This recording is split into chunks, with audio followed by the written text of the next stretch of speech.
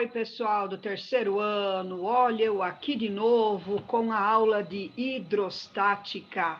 Nós já vimos a primeira aula de hidrostática, que foi a aula número 53, que falou apenas sobre densidade e pressão. Agora nós vamos para a aula 54, que vai falar sobre pressão hidrostática e lei de Stevin, ok? Isso está no seu caderno 4, na frente 3, aula 54, página 66. Na aula anterior eu dei a dica musical do Led Zeppelin, continuo hoje com o astral lá em cima, com Led Zeppelin sensacional. Então vamos lá, gente? Essa daqui, ó, essa música é sensacional.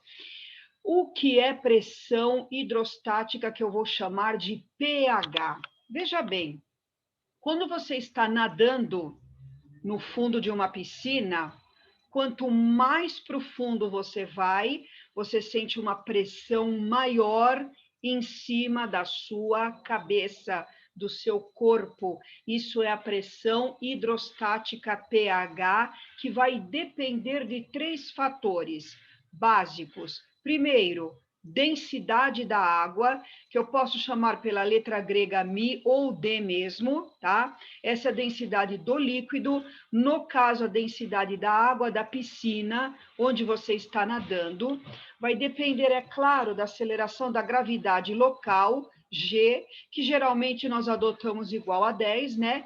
E vai depender da altura da coluna de água, né? No caso, da água da piscina, em cima do seu corpo. Por isso, quanto mais profundo você for, maior a altura, portanto, você sente uma pressão maior. Então, a pressão é diretamente proporcional à densidade do líquido, aceleração da gravidade e altura da coluna de líquido em cima do seu corpo, ok? Isso é pressão hidrostática pH, DGH ou MIGH, ok? Lei de Stevin. A lei de Stevin permite calcular a diferença de pressão entre 2 pontos dentro do mesmo fluido. Então, você tem aqui um recipiente com água, temos marcado 3 pontos, ponto A, ponto B e ponto C. A pressão hidrostática nos pontos A e C são iguais, por quê? Porque eles estão na mesma altura. Agora, o ponto B está mais profundo, uma altura maior, uma pressão maior. Qual é a diferença de pressão entre o ponto B e o ponto C, ou entre o ponto B e o ponto A? Diferença de pressão é nada mais, nada menos que uma continha de menos. Pressão do ponto B menos a pressão do ponto A é a densidade desse líquido, aceleração da gravidade e a diferença entre as alturas dos pontos A e B. Com isso daqui, para determinar essa diferença de pressão, a lei de Stevin vai nos permitir calcular a pressão total em cima de um ponto qualquer dentro desse recipiente. Por exemplo, qual a pressão total no ponto A, tá? Nesse ponto A aqui. Então, tem a pressão hidrostática, devido à coluna de água em cima desse ponto. Pressão hidrostática, já vimos que é DGH, mas não esqueçam que tem também aqui a pressão atmosférica. Então, a pressão total aqui, ó, no fundo do recipiente ou nesse ponto A, é a própria pressão hidrostática, pH, mais a pressão atmosférica. Está aqui, ó, P, pressão total é a atmosférica, mais a pressão hidrostática, densidade do líquido, aceleração da gravidade, vezes a altura da coluna de água em cima desse ponto, ok? Para finalizar nessa aula, nós temos o paradoxo hidrostático. Vocês estão vendo aqui nessa figura 3 recipientes de formatos diferentes, tá? Com o mesmo líquido, preenchidos até uma mesma altura H. Qual é a pressão no fundo aqui do primeiro recipiente, no fundo do segundo recipiente, no fundo do terceiro recipiente? Apesar de eles terem formatos diferentes, a pressão no fundo do recipiente é a mesma, Por quê? Do que depende a pressão total no fundo do recipiente? Depende da pressão atmosférica, que aí no caderno de vocês ele colocou como P0, então é a pressão aqui atmosférica no primeiro, no segundo e no terceiro, estão no mesmo local, a pressão atmosférica é a mesma para os três. Os três estão preenchidos com o mesmo líquido, mesma densidade, mesmo local, mesma aceleração da gravidade, e pela figura os três têm a mesma altura, então mesmo H, portanto, apesar de eles terem formatos diferentes, a pressão no fundo do recipiente é a mesma para os três. Isso se chama paradoxo hidrostático, ok? Os exercícios desta aula estão na página 68 do seu caderno 4. Vamos lá? Página 68, primeiro exercício. Esse caiu aqui no Enem em 2018. Talvez você já tenha bebido suco usando 2 canudinhos iguais. Entretanto, pode-se verificar que se colocar um canudo imerso no suco e o outro do lado de fora do líquido, fazendo a sucção simultaneamente em ambos, você terá dificuldade em bebê-lo. Um canudo dentro, normal do suco, e o outro fora. Se você sugar pelos 2 canudos ao mesmo tempo, você tem dificuldade de fazer o líquido subir. Por que isto ocorre? Porque a pressão no interior da boca assume praticamente o mesmo valor daquela que está que atua sobre o suco.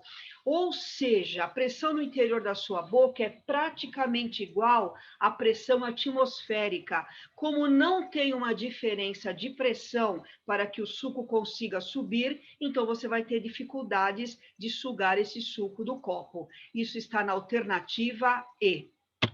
Número 2, vamos tirar os quadros aqui da frente, senão eu não consigo ler, né?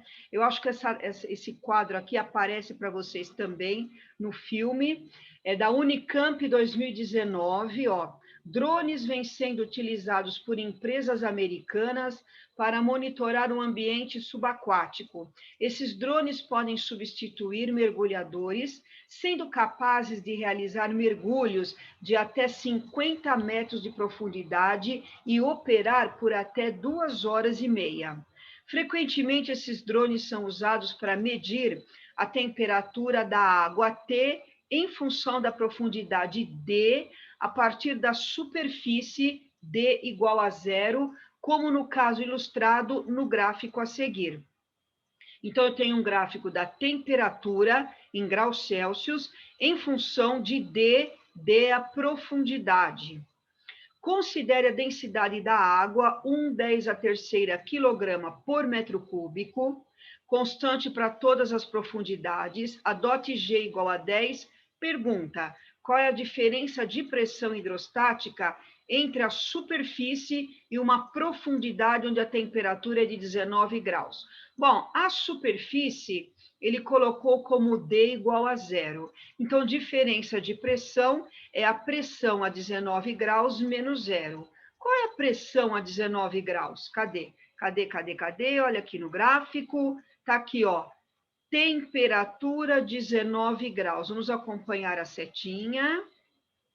Acompanhando a setinha, eu tenho esse ponto vermelho representa profundidade de 7 metros. Então, pelo gráfico para 19 graus, a profundidade H é 7 metros, tá? Como ele quer a diferença de pressão, eu teria que fazer a diferença entre as alturas. Então, altura 7 menos altura 0, que dá 7. Então, não tem segredo. Como é que eu calculo pressão hidrostática?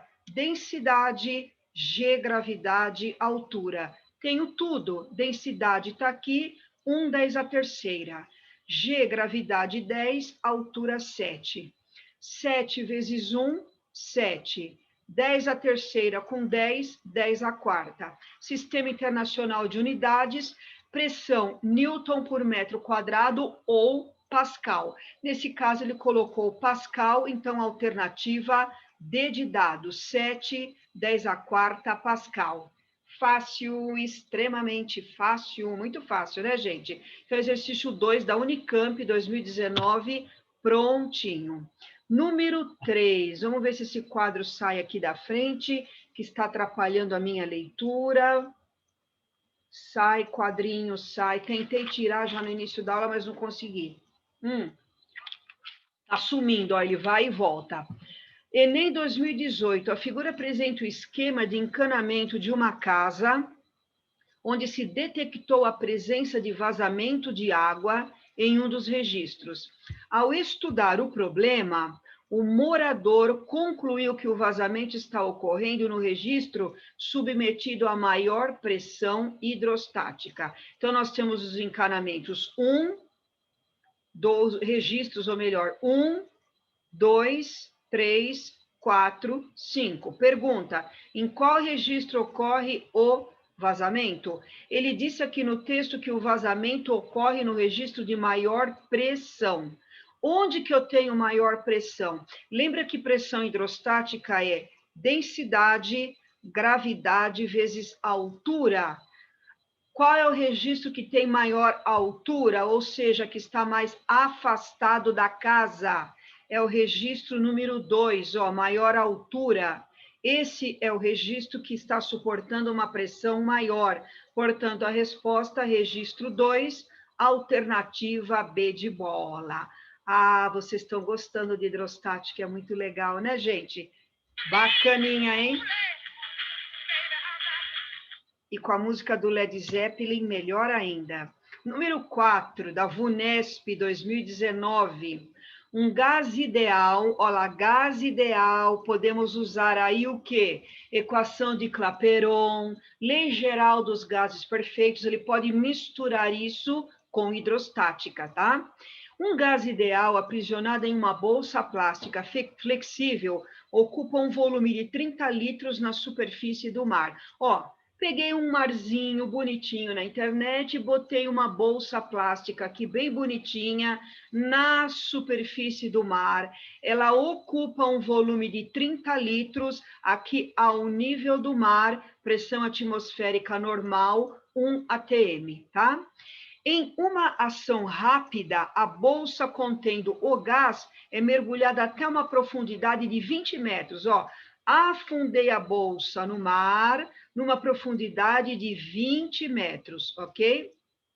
Aqui ele deu a aceleração da gravidade, a densidade da água do mar, 1/10 a terceira, a pressão atmosférica ao nível do mar, 1 atm, e ele também deu a conversão para o sistema internacional, 1/10 a quinta pascal. Pergunta: considere que o gás tenha sofrido uma transformação isotérmica. O que é isotérmica? A temperatura do gás aqui na superfície e a temperatura do gás aqui na profundidade de 20 metros é a mesma. Então, temperaturas iguais, ok?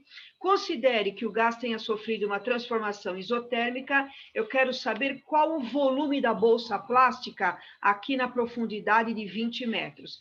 Eu poderia fazer a lei geral dos gases perfeitos. Equação do pivete, lembram? P1V1 dividido por T1 igual P2V2 dividido por T2. Essa é a equação do pivete, lei geral dos gases perfeitos.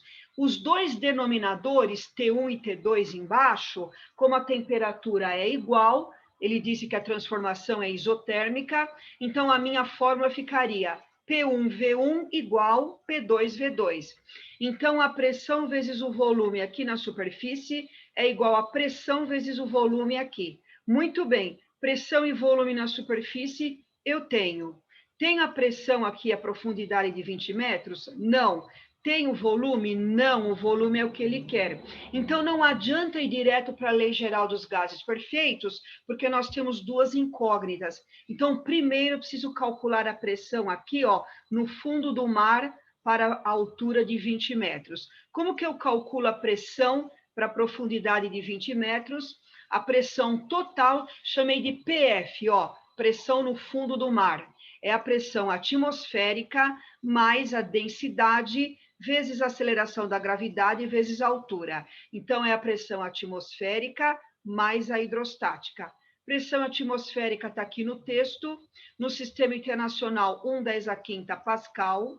A densidade da água está aqui no texto, ó, 1/10 ao cubo, quilograma por metro cúbico, está no sistema internacional, substituir aqui.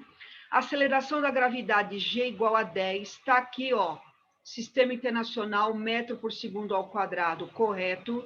E a profundidade, 20 metros, sistema internacional, está tudo correto. Aí eu copiei 1/10 a quinta aqui, e aqui eu fiz a conta, ó. Eu fiz 20, copiei o 20, e aqui 10 a terceira, com 10, dá 10 a quarta. Para poder somar, os dois têm que estar com o mesmo expoente. Então, o que eu fiz? O 20, eu passei uma casa para a esquerda, o 20 virou 2. Quando eu ando para a esquerda, o expoente aumenta de 4 para 5. Agora sim, 1/10 a quinta e 2/10 a quinta, eu posso somar. 1 mais 2, 3/10 a quinta Pascal, tá? Pessoal, se 1 atm, ó, cadê?